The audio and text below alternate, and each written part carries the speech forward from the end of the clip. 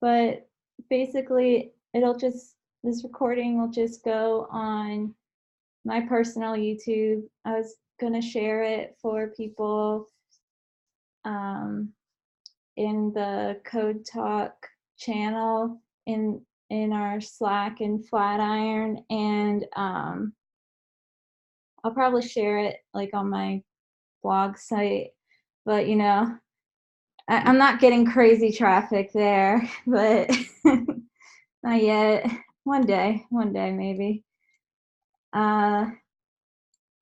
Okay, moving windows around. Oh my goodness. Zoom, why are you always in the way? Okay.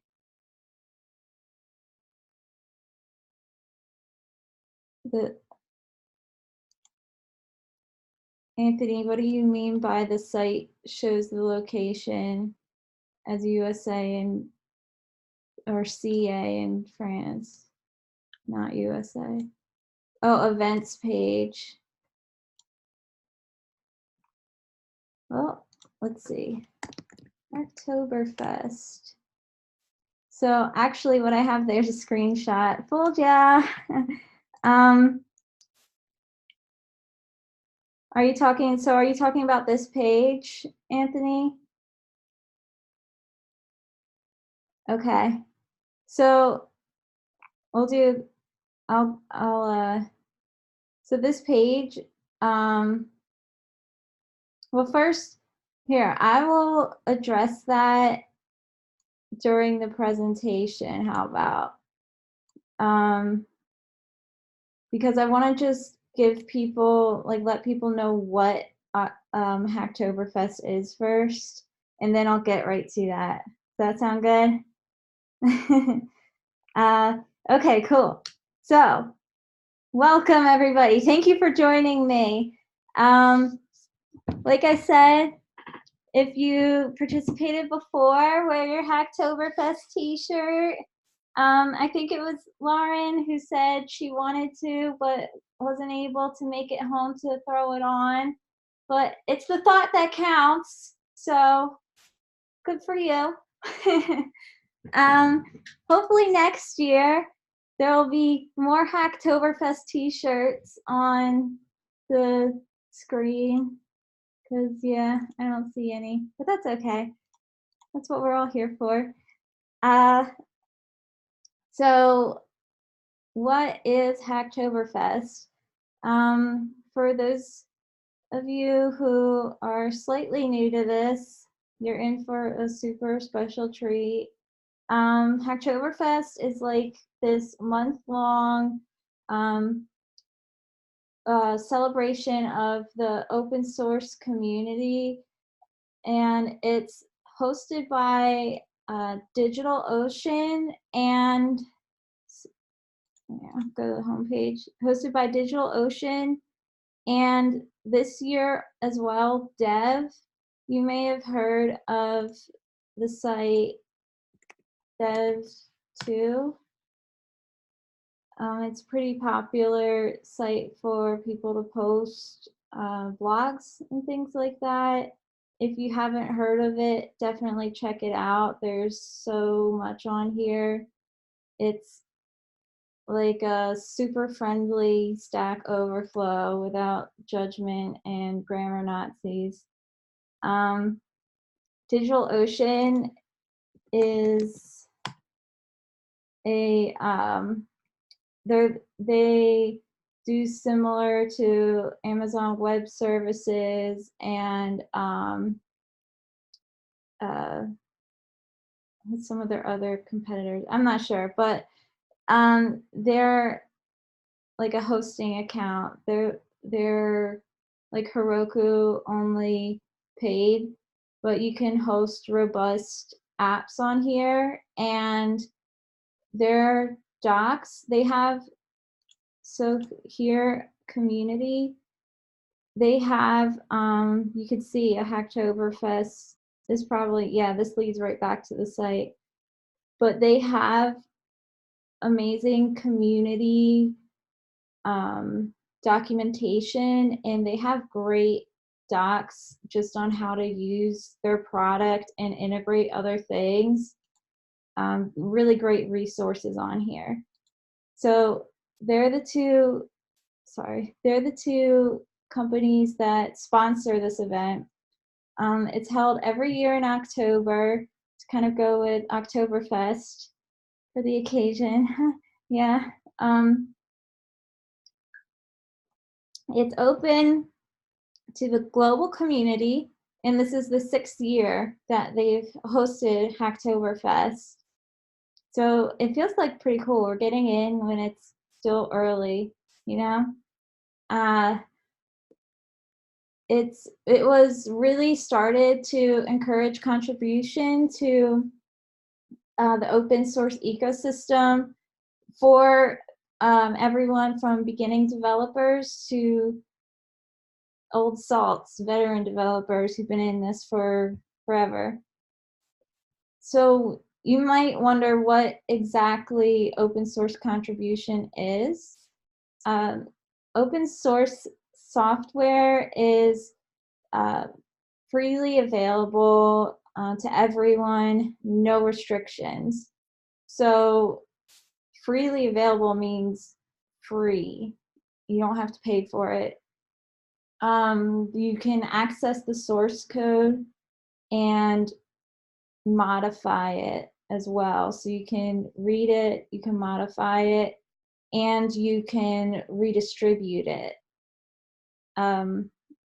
In my notes, I've included a more detailed definition as defined by the Open Source Initiative, an organization that is kind of has taken on this job of classifying what open source actually is.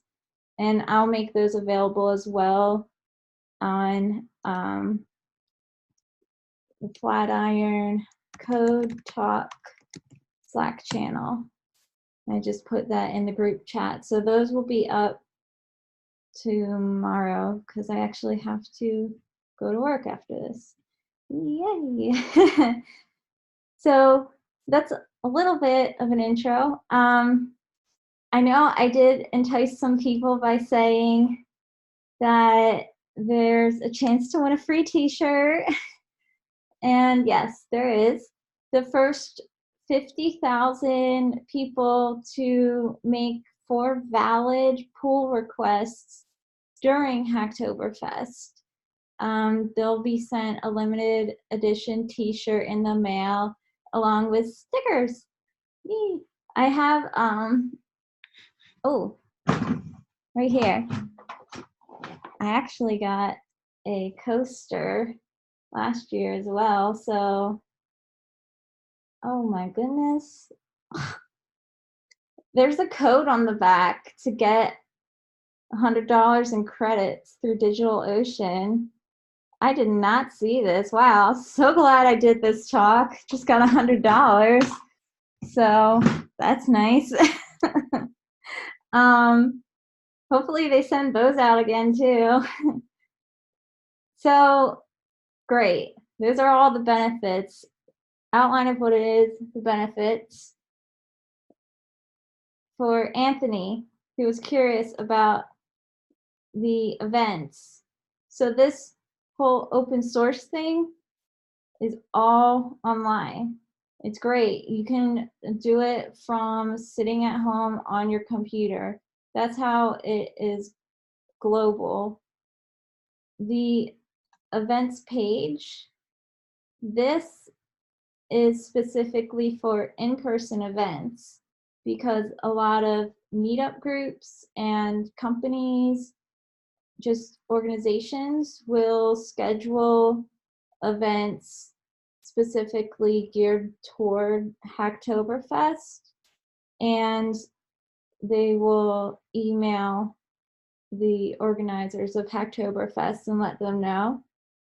And right here, they will list them.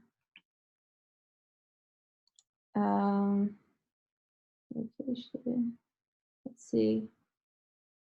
I see what you're saying. There's a lot of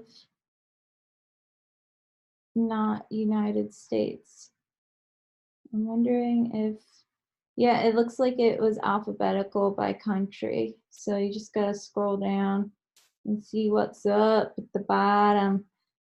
But, and even just check meetup.com for your local meetups, because I can bet you that local meetups, some of them won't, they'll just not know, or they'll forget to email and might not make it on that list. So how do you participate? You go to hacktoberfest.digitalocean.com and you can click on, this is why I need the picture. Okay, you can click on Start Hacking, this button here, or up here, and that will open up, it'll redirect you to sign in through GitHub, and then continue to Hacktoberfest. Quiz time, you guys. What's the authentication strategy they're using here? Does anybody know? When you log in and they ask you to use a third party. Oh my God, you're so smart. Yes, OmniAuth. I was hoping somebody would know, because I'm like, oh, so people were paying attention. Great.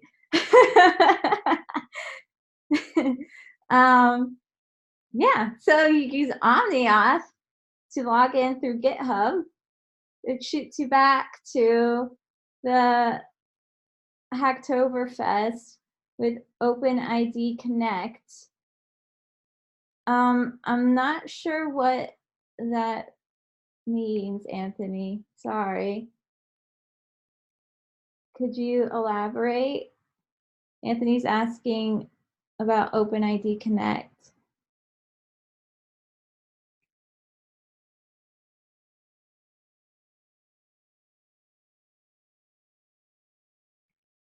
While he's typing up his thoughts. Oh, he's getting technical with it. He said OAuth 2 is the token style. OpenID Connect is the protocol on top. I have no idea, but if you are surmising that's what they're using, it's definitely possible. I'm not sure, but hey, it could be. All I know is this is OmniAuth. um, so let's see. I took screenshots of that from from my Firefox browser, because it saved my login here. So you see now this says profile instead of start hacking, but even if I click here, it goes to the profile. So once you do that, once you sign up, once you go back, it'll have your contributions here. So this is the point where a lot of you are probably going to be like, wait, I already have like 4 pull requests, which is definitely possible, because every time you submit for a lab in the curriculum, that's a pull request. And I'm pretty sure that's how I got this t-shirt last year. I'm not positive. I think I actually did do some purposeful, like, I'm gonna open source code something, but I didn't know what the heck I was doing last year, so it probably was total dumpster fire. But hey, you know, you gotta start somewhere. Um, let's see. Da, da, da, da. Yeah, so if you do have 4 pull requests already, that's because DigitalOcean said Hacktoberfest is going to be a month-long event, and they meant it. No matter when you sign up, register for this, as long as it's between October 1st and October 31st, any pull requests that you've made within that time frame can count toward your contributions. So it's possible that all of you have this, and if any of you do, like, pop it in the chat because that'd be pretty cool. Um, so when I say count towards contributions, I'll tell you what I mean by that. Because they have rules here for Hacktoberfest, um, but they're pretty straightforward. The first rule is you have to register. So if you just followed along with me and click that button, then logged in to GitHub, you should be golden. You should be good to go. The second rule is you have to make 4 pull requests in any GitHub hosted repository or project between October 1st and October 31st. But there's stipulations to this rule.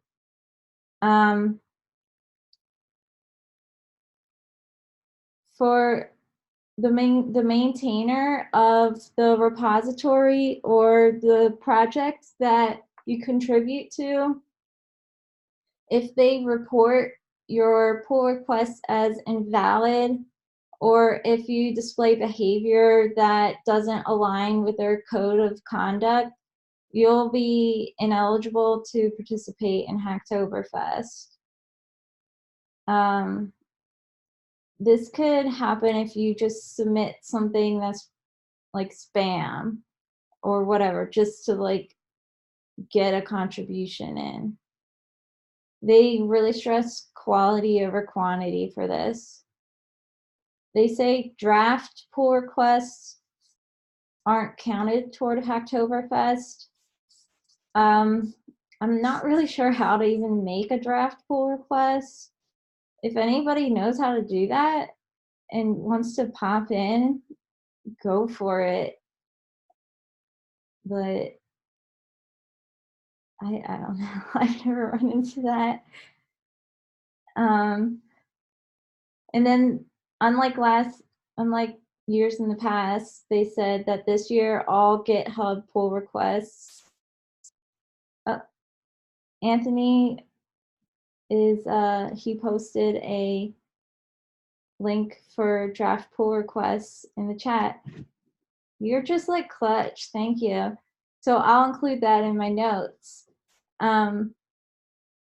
So they're saying for this year, all pull requests are going to count toward Hacktoberfest, not just ones with issues labeled Hacktoberfest. And the pull requests do not have to be merged and accepted to count toward your Hacktoberfest contributions. They just have to be made towards the project. So you can see here, I have 3 already, and Dan asked that my contributions are from learned lessons, and he's asking if that'll be a problem.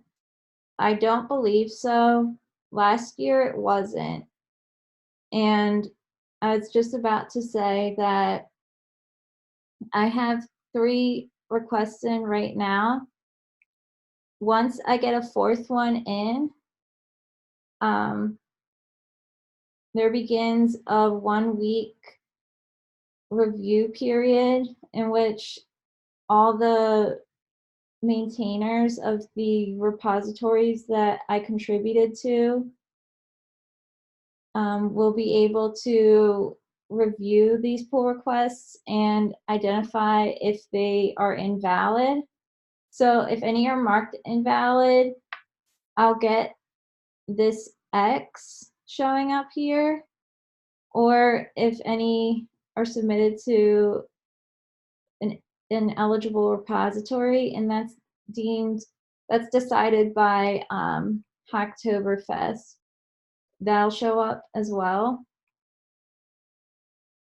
So if any of that happens during this 1 week review period, I'll get those marks, and then my contributions will just remain in a pending state until I make another to like make up another 4 pending contributions. And then that 1 week review period will start over again.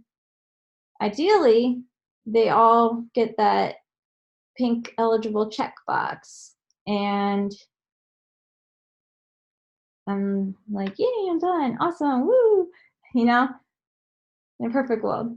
But um, so that's another thing that they do to try to stress like quality pull requests over the quantity.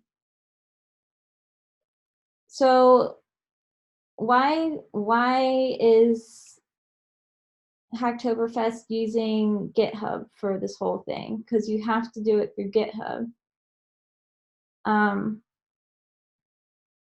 I'm sure all of you went through the GitHub lessons already.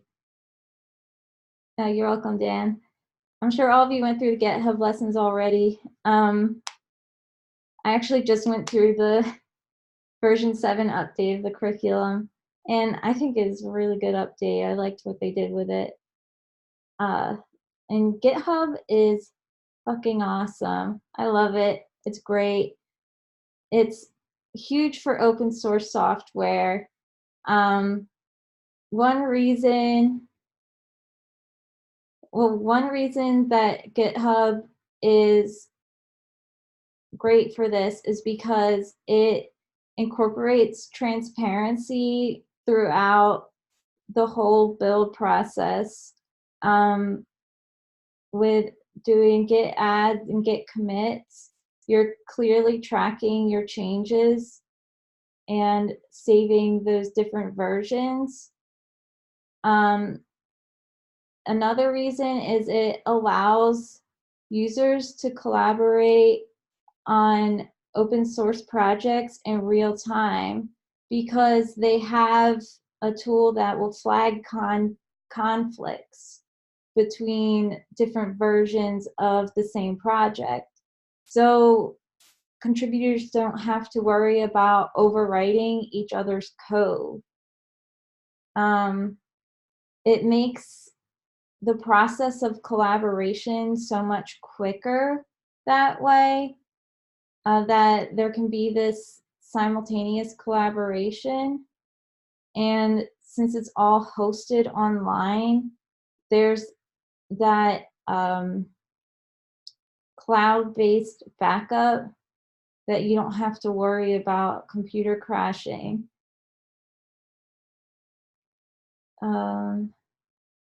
So it allows for developers to be more experimental in that they can make new branches, they can make commits and try different ideas, knowing that they'll be able to get back to this last stable version that they were in before if anything were to get all messed up and go haywire. So I think personally, I think that's why they use GitHub. I didn't get an actual answer off the website, but so we're gonna talk about how to do the thing, right? Ready? Let's do the thing. I'm talking about GitHub pull requests. That thing. Yeah. So I guess I should have told him beforehand, but I'm gonna use Dwayne's project, one of his projects. Oh, sorry, what was that? No? Okay. Um, let's see. Sorry, I lost my place in my notes. Hold on just a moment.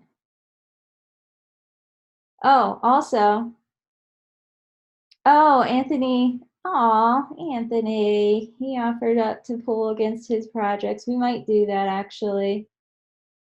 Because I'm thinking about, yeah, Anthony, you know what?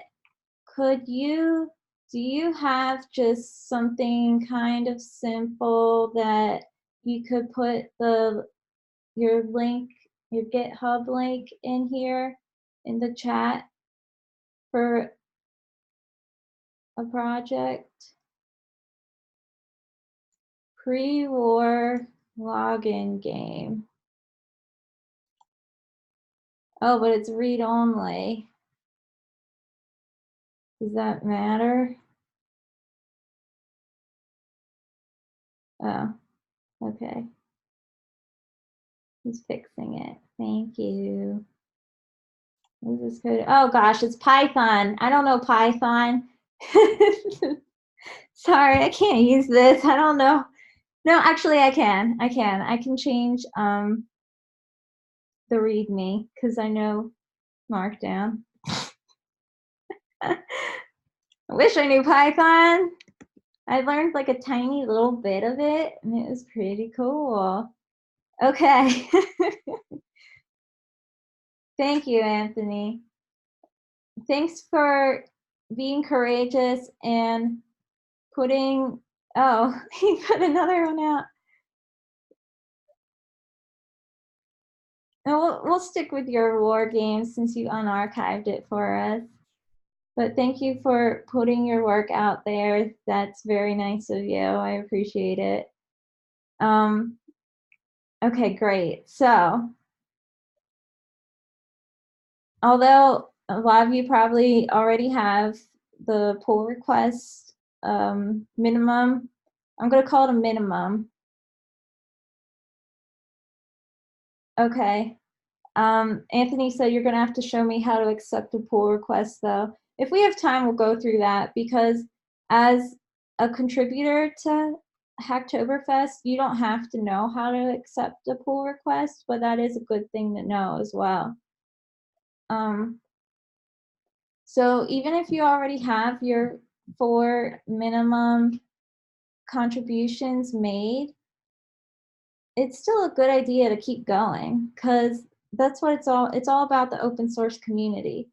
So what we're going to do is once you find a project that you want to work on, oh, pre-war login game. Oh, Python fan game mimicking Fallout terminal hacking. This looks pretty cool. I want to work on this. Okay, great. We forked the repository. Fork it. It's a weird term, but you go up here and press this button. Make sure you're logged into GitHub. That's how it works. Now, I have an organization I created, but normally it just goes right to your loading window because you'll have your user. But if not, you just pick on your account and you get this weird scanner of a book with a fork stuck in the cover. And there you go. This is my forked copy.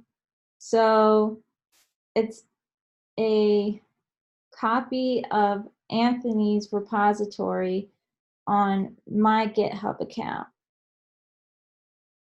So if you notice, I'm going to open his again. Up here, we have Anthony's username and then the repo name or repository. And in my forked copy, it's my username and then the repo name. So if you ever get like a little confused, you can definitely tell by that. And also it'll say under here, forked from, and show you. So after you fork a repository, this is for people who have a local, they use their local environment. I'm going to go through the local environment first, and then I can go through how you do it just in the browser. So for people who have a local environment, oh, Lauren with her shirt. All right, awesome. Thank you. Pardon the interruption. So for people who have a local environment, what you want to do now is clone your repository. So that is taking a copy of your repository from your GitHub account and taking it down to your computer, which is your local environment. So you click on clone or download, and then this copy button. And once you have your local environment set up, you'll be using this SSH. That's how Flatiron has you set it up. And I have included a link for how Flatiron's help documentation. It gives you step-by-step on how to set up in Mac and a Linux virtual machine, and that would be for Windows users. So if you wanted to do that, you could check out those articles. So the difference basically between these two is this is a direct connection to your computer, HTTPS. Every time you make a connection between your local computer version and the one on your GitHub account, you have to type in your credentials. You have to sign in through GitHub, and it's just annoying. So this is more convenient for our purposes, at least. So you'll want to open up the terminal and go to the folder that you want it to go in. So I'm going to change directory, CD into Flatiron, and oh wait, no, CD into temp. There we go. And now you do git clone and paste, and this is the URL for this online repository. Now it's cloned down. It's pretty quick. And return, enter. Okay, cool. So it's cloned down. So okay, yeah, we'll get there. Don't worry. So now at this point, we're gonna change directory into the actual repository, and it's the same as the repository name. So now we're located in that directory, and we're going to add the upstream. So the upstream is the original repository, the person who created it. So we're going to do the same thing. Just copy this URL right here. And instead this time, type git remote add upstream, and then paste that URL. So now we can check here. I'm not gonna clear it just so you can see everything. Git remote v, that shows us, that's for verbose, it shows us all of our remotes. So the name of our remote, origin, that points to our GitHub repository. Upstream, the name of our other remote, points to Anthony's repository. And that will come in handy later, and I can show you how. But for now, we're going to just open it. So since we're already in the repository, type open and dot to mean like this directory. Oops. Well, it opened it in the file. Type in code dot because I use Visual Studio Code. And now I'm in Visual Studio Code.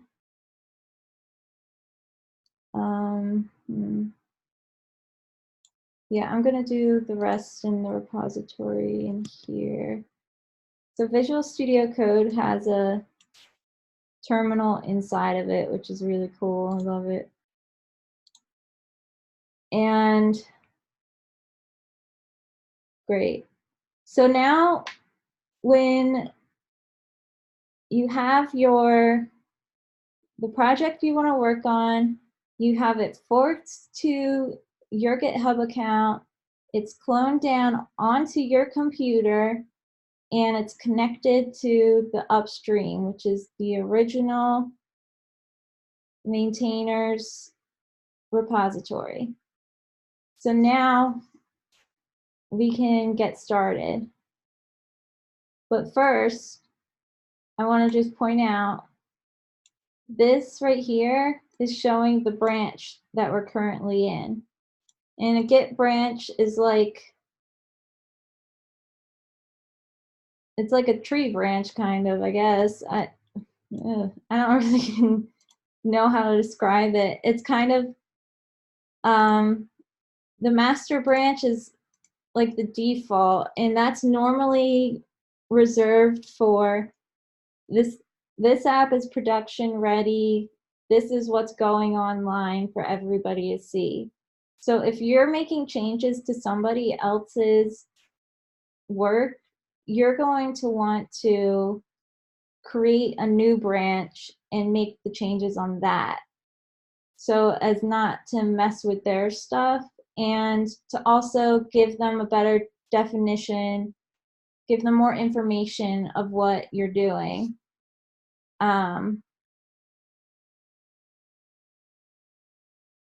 So I'm just looking at,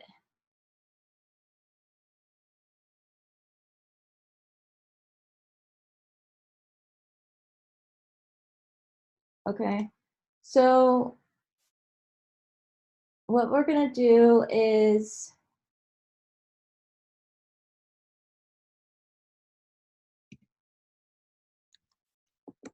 we're going to make a new branch and switch to it by combining two different commands. Git checkout -b. So git checkout, that switches branches. But when you add -b on the end, that's saying, hey, make a new branch actually and switch to this one. And now I'm going to put the name of the new branch. Edit readme. So now you can see we went from master to edit readme.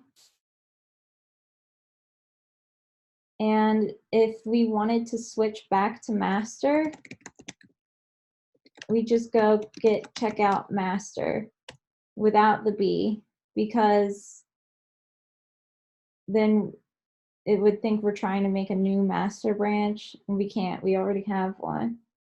So get checkout, edit readme.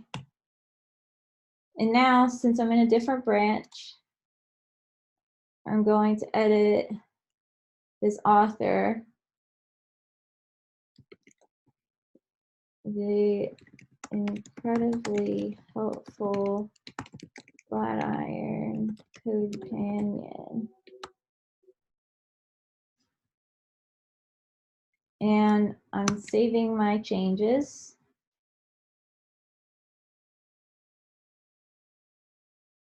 Okay, cool. So now that my changes are saved, I'm going to stage them. And there's like 2 steps to really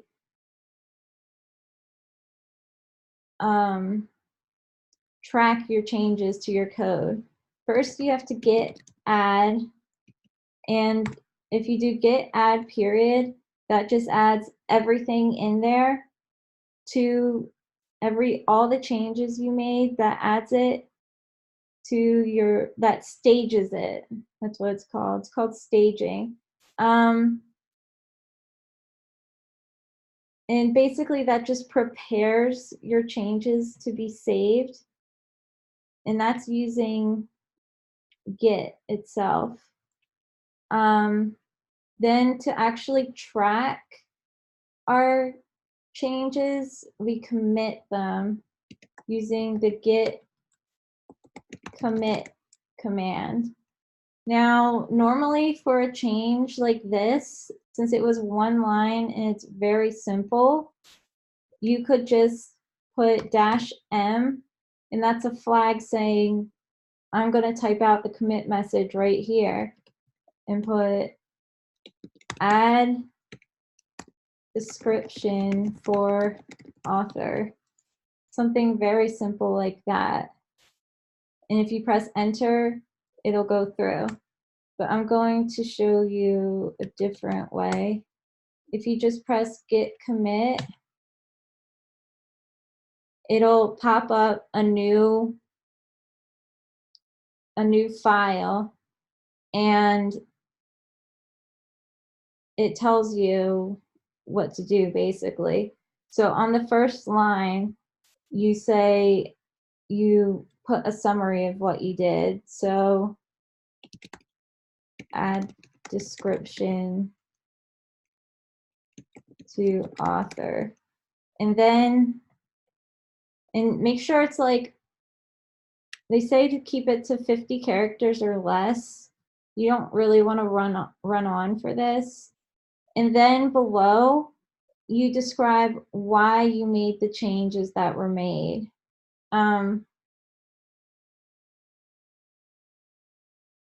Because like through GitHub, it's really easy to see which changes were made. There's comparison tools right through GitHub. It's not easy to read minds. Like, people can't tell why you did what you did. And that's why you have to tell them in your commit message. So Anthony is a super helpful dude, and the world needs to know this. That's why. So I think that's a good commit. I could have put bullet points and listed a whole bunch of reasons, but I'm just gonna keep it like this. So when I think I'm done with it, save it, and then close out the file. And you see it had add description to author. That was the title of my commit. One file changed, one insertion, one deletion. So now that I've done my git add and my git commit, now I'm going to push this, and this code is going to go,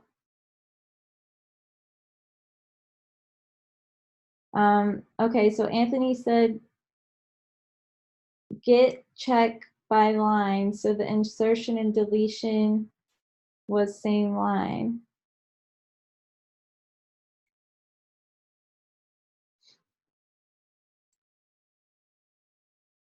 Okay. I'm not sure what that means, sorry. Oh, so it, okay, so he said that Git will actually single out this line. Oh, okay. So when it says one file changed, one insertion, and one deletion, the insertion and the deletion, both of these are happening on line 75. Is that what you're saying, Anthony? Okay, cool. So he was just giving more clarification for the message that came after the git commit. All right, cool. So now that we did that, we're going to push these changes back up to my repository. So how we do this is git push u origin edit readme. So this is git push. That's the command just saying, hey, go up there. U is set upstream. So I'm saying the upstream for this specific branch is my origin remote. And remember that my origin we saw earlier is my copy of the repository, because Anthony doesn't have an origin branch on his. I mean, sorry, an edit readme branch on his. So I'm saying, hey, track any changes I make on edit readme to origin. I'm putting that through, and it's like, hey, you got a new branch now. So now I have edit readme right here, and where we go? Here we go.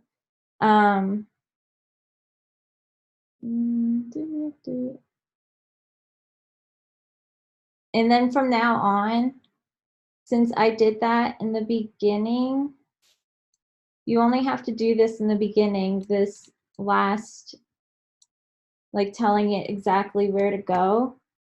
And once you do that the first time you make a commit on a new branch, you can just write git push the rest of the time. It's kind of like when you first initialize the Git repository and you have to make that first initial commit as well. So now you can see that we just came up here, and GitHub intuitively right here said, hey, do you want to make a pull request with this? So I'm going to say, yeah, okay. And it's saying, okay, we're taking your edit readme branch from, and I know it's mine because it's from my repository, and looking at Anthony's master branch. And we're saying, hey, these look good. Do you want to like submit this pull request? And they took the actual commit message that I made and filled in the pull request for me. And that's really nice. Here it shows this is what the original file looked like. These are the changes I made. If I would have made multiple commits, there would be more than one commit listed here. And I would have had to write something in here saying, this is what I did, this is why I did it. But this one's super easy, so I can just say, yep, let's do this. And then now it went through to him. So now Anthony is going to get an email from GitHub saying, hey, somebody wants to merge this code into your master branch. And he's going to be like, yeah, I am totally awesome. Or no, I'm too humble to accept that. And he's going to go one way or the other, either accept or reject it.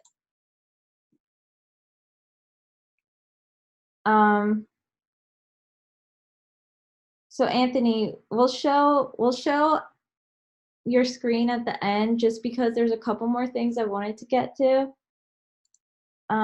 If you want to hold on for a little bit, if that's okay. Okay, awesome. I want to see if it came through on here. Yeah. So now you can see, and like this is a dumb pull request, so definitely like invalidate it. But now you can see what it looks like. I submitted my pull request. And now my clock is ticking.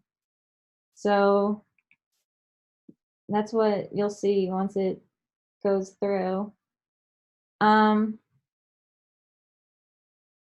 There's just a couple more things. I have a lot of resources for you guys. But I know that last year when I started this, I think I was in the camp for 4 months by this time. And I was just like, I can barely pull requests. I don't know what the heck I could do to contribute. But contribution to open source software is a huge deal. And especially coming from a community like Flatiron, I think of all people, we should understand its importance the most because it's, I want to read a quote that I had found on, I think it was a Hacktoberfest website. No, it was the DigitalOcean.com tutorial, but I really liked it. Contributing to open source projects helps ensure that they are as good as they can be and representative of the broad base of technology end users. When end users contribute to open source projects through code or documentation, their diverse perspectives provide added value to the project's end users, in the larger developer community.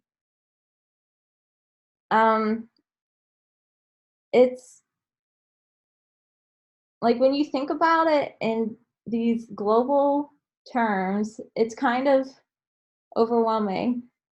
And especially if you're just starting this and you open something up and look at an app that has 10,000 lines of code and you're just like, what can I do with this? Are you kidding me? But there's a really important part of the code that I think, especially people who are new to programming, can contribute to, and that's the documentation. I've noticed that a lot of times, I think some, okay, I don't want to say a lot of times, but I think some developers tend to forget what it's like when you're just starting and you feel like you don't know anything, and just wrapping your head around something is just really difficult. And like we're in the spot where we're learning how to interpret documentation and we're learning what makes up good documentation and not so good documentation. There's sometimes um, documentation is written assuming that the users know certain principles and concepts where they might not. And that's where we have an advantage, where we can say, hey, I was really confused when going through this. And I think if you included these bits, it would help a lot of people who are newer to learning this technology. And so I did some documentation contributions, um, and it's not as cool as like going and coding and stuff, but it's definitely helpful because somebody else will get it next time they read it. A good place to start looking is just that stuff you use all the time because they have documentation hosted on GitHub for a lot of stuff. I know Devise, like, I went through that documentation so many times, and there's definitely things that I want to contribute to on there, and I'm going to this month. Um, but you can make your copy, like fork it, clone it, reword it, maybe add things in. Um, and just when you make that push back and put, like, describe your pull request, um, it's also a little difficult, with typing over online about the tone of the communication. So, just be friendly. Just come at it from, hey, it's Hacktoberfest, and I'd really like to contribute instead of your documentation sucks, you know? But I doubt anybody here would do that. Um, oh, I did tell you, and I'm sorry that I forgot. I did also tell you that I was going to show you how to contribute directly from the browser. So let me show you that real quick.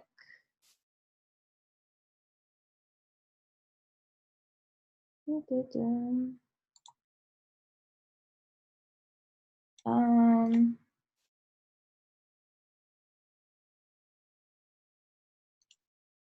oops. So what I've actually been doing this with Learn Co lessons. That's why you see this on here. And sometimes I don't feel like forking down the whole thing, you know? So I'll go on and just click the pencil to edit. And it's all like the README, it's all in Markdown. And you can just edit from in there and write your commit message in here. And you can create a new branch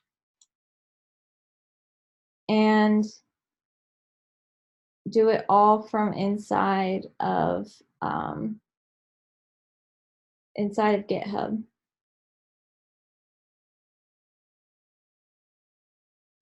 So I mean, GitHub's a really powerful tool. It's pretty much the same flow, except you don't have this copy on your computer. For larger projects, it's good to have it on your computer because editing in the browser is definitely a weird experience once you're used to having your own environment set up. But we gotta be flexible too as programmers. Okay, I'm gonna bring my notes over to this side. Hold on. Da-da-da-da. Oh, sorry, one more thing. I want to show you also, so this project Inspire, I want to show you also the point of setting your upstream. So I had worked on this a while ago. This is my copy of the project, and you can see it says 19 commits behind the master. So I'm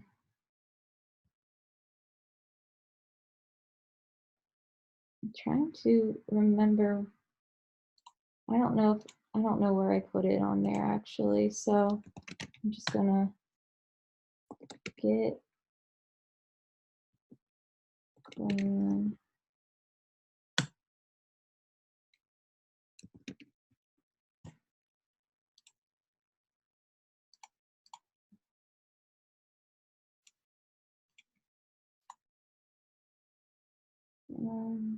get remote add upstream.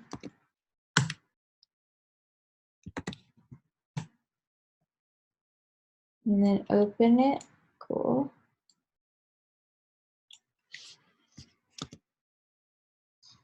All right. So I'm going to do something. Hold on. Sorry, guys. Bear with me for just a moment.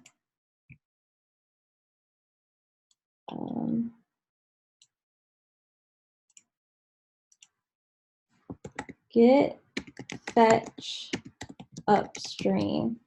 So this is what you do when you want to update your copy, your local copy, and your remote copy of the project.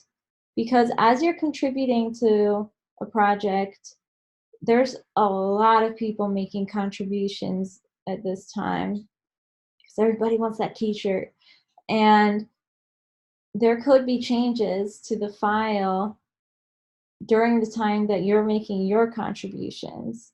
So you don't want there to be a conflict when you make a pull request.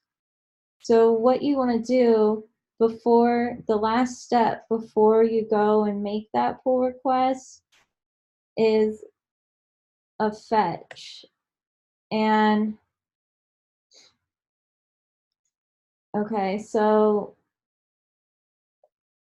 we fetched these two, upstream add links to navbar and master. So that means there were updates to these two branches. And in order to update those with what I have on my computer, I'm going to do git merge upstream master. So what I'm doing right now is I'm currently in the master branch of my project. I'm taking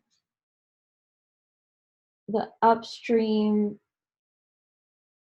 copy of the master branch and merging it into my copy in order to update it.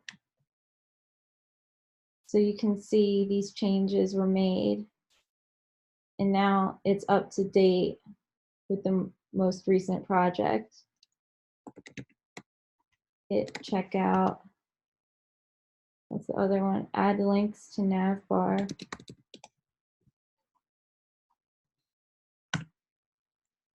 Okay, and then do the same thing here. Upstream, add links to navbar. Oh, cool. They did that already.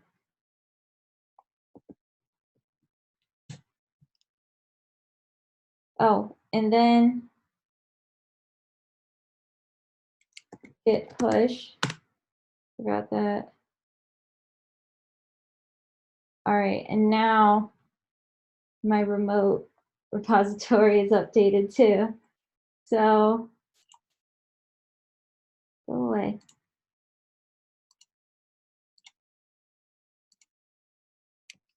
I'm refreshing this. Now it says this branch is even with the master. I know that was a lot. Sorry. Okay, cool. So here is a list, and like I said, this is all going to be tomorrow in the Slack, a list of open source projects. This is specifically for beginners. I got this list off of, these two lists off of the Hacktoberfest website, except this one. So this is, sorry. Let me just, cool. So they're just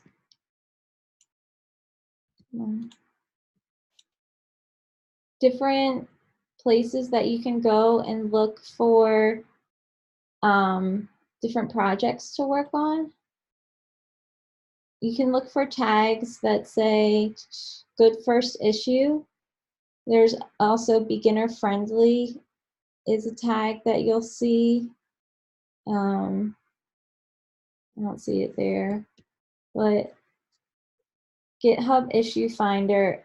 I met the guy who made this over a couple weekends ago, but I saw him again this weekend and he told me about it and I was like, oh, cool. So yeah, this is, oh wow. Someone's looking for people to fix typos in different languages. So if you speak any of these languages, oh, English, hey.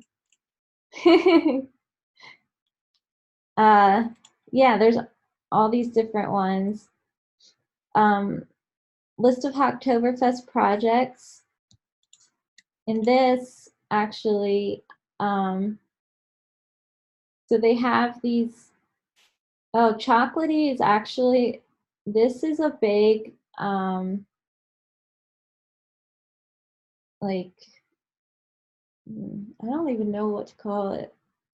It's a, so it's a package manager. It's like Homebrew is to Mac as chocolatey is to Windows. It manages the apps for there. So if you can do any pull requests on here, like something like this is really good because let's see. Oh yeah, that one says Hacktoberfest. I know the other ones do. Oh wow, they have 24 pages, so maybe some of the other ones do, but um, if you can get a pull request on like a recognizable repo, that's pretty huge. Even if it's just like a typo fix or something for documentations, like that's something you can add on your LinkedIn and your resume. Um, but they have this special section here, projects focused on climate change, and I thought that was pretty interesting. But hey, look at that. Ooh, keeping that open. uh, and here is open issues on GitHub labeled Hacktoberfest. So it's literally the link to a search query on GitHub. These are just projects that I've worked on or have been recommended. These are all, these first 2, 3, 4, 5 are all Ruby based. These are mainly Python. These 3 are mainly Python and GraphQL. And then this one is a whole bunch of everything. This is actually this extension. And you can contribute to it. I did over the winter by submitting snippets of code. It's pretty cool. I have been getting other suggestions in through people. I reached out to other people on Slack. So there'll be more added tomorrow before I post this up. Um, and yeah, once you get 4 PRs, you're an open source master basically. You can. They said they were going to try to send out the t-shirts the first week in November. So um, it was pretty quick turnaround last year. So if you have any issues, I included their email address. And I stumbled on this. This is cool. They have credit for $50 from DigitalOcean. And then this website, Hacktoberfest swag list. And I think I didn't get a chance to really look through, but I think it's other people that are giving stuff away for free for doing pull requests. So look through this. Then there's some other resources here, just guides for open source and Git and GitHub. And like I said, the Flatiron local installations. And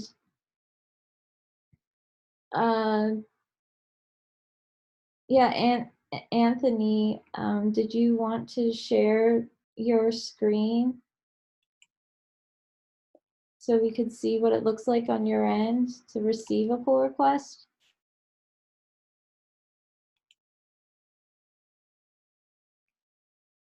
It's me.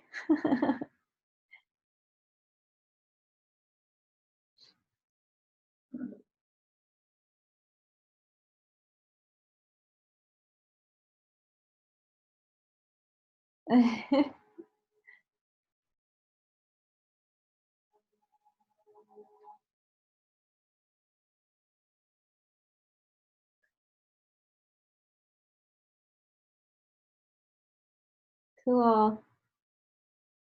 There we go. Look at that. Add description to author. Woo woo. So you can either merge it or you can say go away.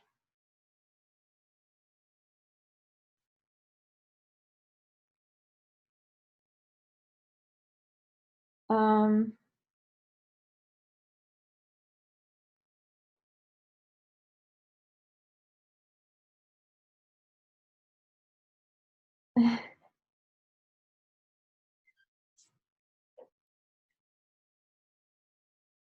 yeah, that's good.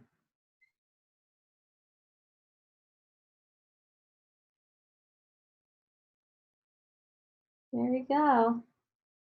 That's how it's done, people. So, thanks for staying with me. I know this ran long. Does anybody have any questions? Um, yeah, Anthony, I'll share it in Slack tomorrow because I'm not done with it yet. um, oh wait, let me stop the recording. Hold on.